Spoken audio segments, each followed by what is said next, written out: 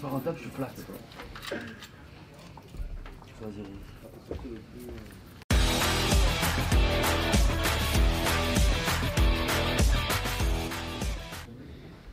Je vais le laisser traîner. Attends, attends.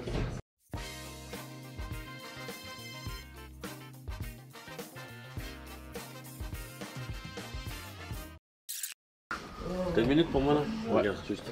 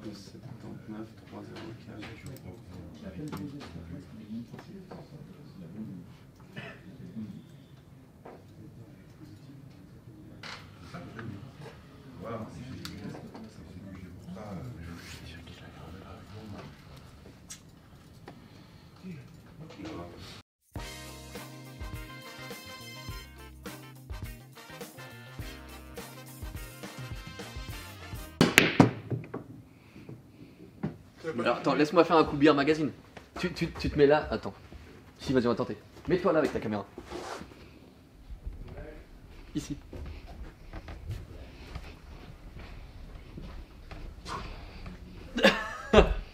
Voilà. Faut que je la mette aussi, hein. Faut pas que je déconne.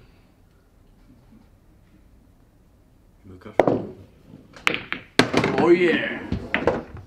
Comme vous pouvez le voir au Geneva, on est des très grands joueurs de billard. Exactement. On a compris qu'on serait mauvais au trading alors. Donc si vous voulez être formé aussi en billard, c'est par ici. Et pas ailleurs, bien sûr.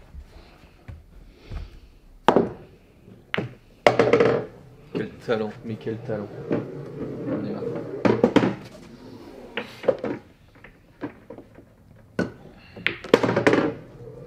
Et je fais comment pour rentrer la noire moi? C'est la première fois que je me fais laminer comme ça. C'est vrai? Ouais. Il est rentré une fois.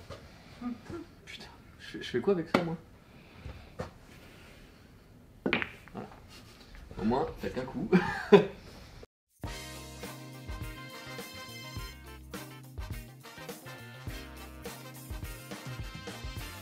En particulier la journée du 8 avril 2021 et du 9 avril 2021.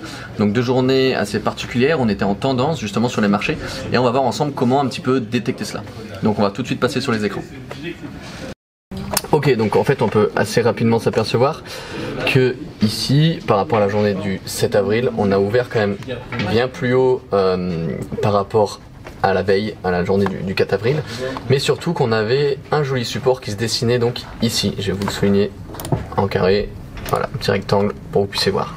Donc en fait c'était assez flagrant de se dire que si on cassait ce niveau là, bah on allait plutôt être short, mais tant qu'on restait à ce niveau-là, on pouvait plutôt être acheteur.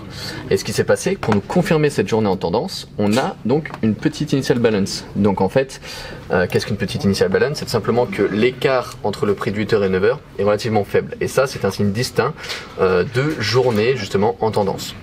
Donc une fois qu'on a pu détecter justement ces deux techniques, non seulement ce support et non seulement cette petite initial balance, il était de plus en plus clair qu'on allait être justement dans une journée donc en tendance, et là on peut le voir donc sur le market profile que le graphique n'a fait que de monter. Alors je vais vous montrer graphiquement ce que ça donne pour que ce soit un peu plus parlant. Tac, hop là. Alors je vais enlever un petit peu les niveaux pour que vous puissiez voir un peu plus clair. Hop là. Donc voilà, donc ici à 8h, donc on est là, on ouvre et on se rend compte, comme théorie de dos, hein, comme toute journée en tendance, des tops toujours plus haut, des bottoms toujours plus haut. Et il suffisait donc de prendre le sens du mouvement. Pour ma part, j'ai fait l'erreur de penser qu'on allait se renverser à ce niveau-là, donc j'ai été short, on va dire, dans ce secteur-là. J'ai quand même pris des gains pour ne pas être trop gourmand, mais après, j'ai pu assez vite me rendre compte que non, on était haussier et j'ai pu renverser ma psychologie pour faire des gains justement sur le marché hier. Qu'est-ce qui s'est passé du coup? Donc ça, c'est vraiment la journée du 8 avril. La journée du 9 avril était excessivement intéressante parce que de nouveau, on avait donc une petite initial balance. Donc qu'est-ce qui s'est passé? Donc là, je vais recondenser mes profils. Vous Voilà, donc on a eu cette journée-là.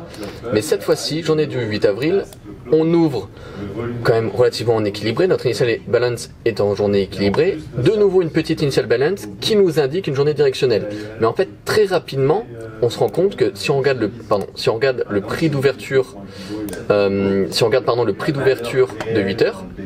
Attendez, je fais une petite erreur de manipulation. Hop là.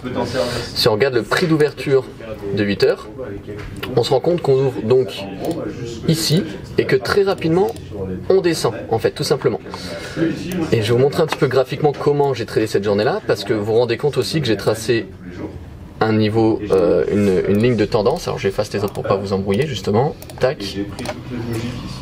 Hop là. Pourquoi j'ai tracé cette droite de tendance? C'est qu'on se rend compte qu'elle était vraiment respectée par le market profile. On rebondit, on rebondit, on rebondit dessus plusieurs fois. Donc la lettre C, donc du 9h à 9h30, casse cette droite de tendance. Et là je vais vous passer sur le graphique pour que ce soit un peu plus parlant pour vous. Alors attendez, tac, il est là. Donc graphiquement, cela ressemble à quoi? Et là c'est vraiment intéressant de parler de cette journée-là en détail. Donc on ouvre, là attendez, tac, 9, voilà on est là, ok, parfait. Donc on ouvre ici, on descend donc assez rapidement, hop, ok. Et là la lettre C casse notre droite de tendance sur le market profile, très bien. Pour ma part, l'ouverture du cash, je suis toujours un petit peu méfiant. C'est-à-dire qu'en fait, des fois, on peut faire des faux breakouts à l'ouverture du cash. Donc, j'étais très léger en short sur le marché, donc très léger au cas où le marché se retournait à l'envers.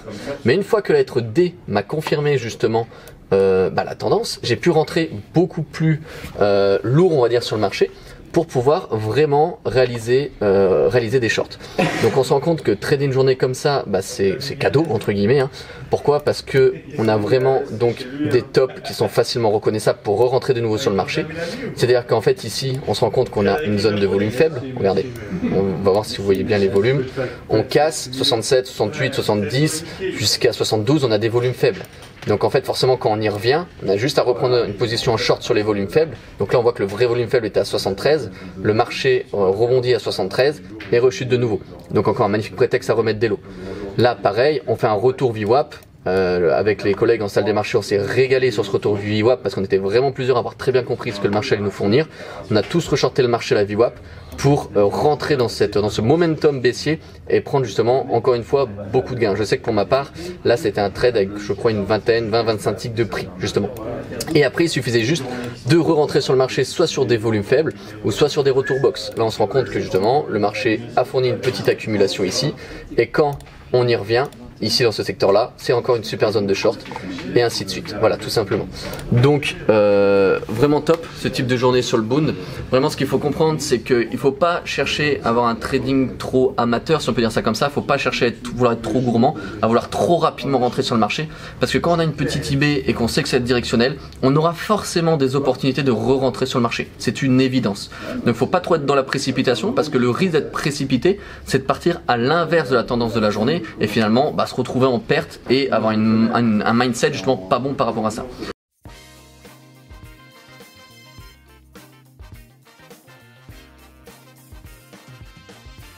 Quand je parle d'impatience, vous n'arrivez pas à vous empêcher de faire des trades. C'est surtout celle-là qui m'intéresse. Je vous le dis, ça c'est pathologique. Ça c'est loin d'être le trading. Donc ça c'est quelque chose qu'il va vraiment falloir travailler soi-même. Par matinée, allez, je dirais, on va faire entre 6 et 10 trades, grosso modo. Hein, 6 à 10 transactions. Mais si on s'y prend bien, ces 6 à 10 transactions, elles reflètent 30 minutes de trading. Vous voyez, donc déjà 30 minutes de trading sur combien? Sur 4 heures, 3 heures, peu importe. Ça veut dire que c'est un moment qu'on cherche. Donc ça veut dire qu'il y a 3h30 peut-être où on fait pas rien, parce qu'on analyse, on regarde, on observe, on construit. Mais par contre, on n'est pas là, focus, d'accord? On n'a pas besoin de faire quelque chose.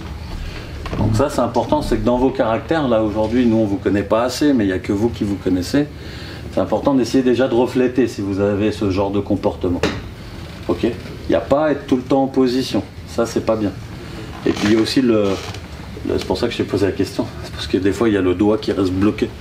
On a déjà eu ça, le mec il sait qu'il doit couper. Hein, il le sait, il voit le marché partir en bas, il sait, il est dans sa tête, il se dit putain faut que je coupe. Mais c'est comme si on lui avait vissé visser un truc dans l'os, puis il va pas sur la souris. Ah, ça c'est pareil, ça c'est un truc, c'est des trucs, si jamais.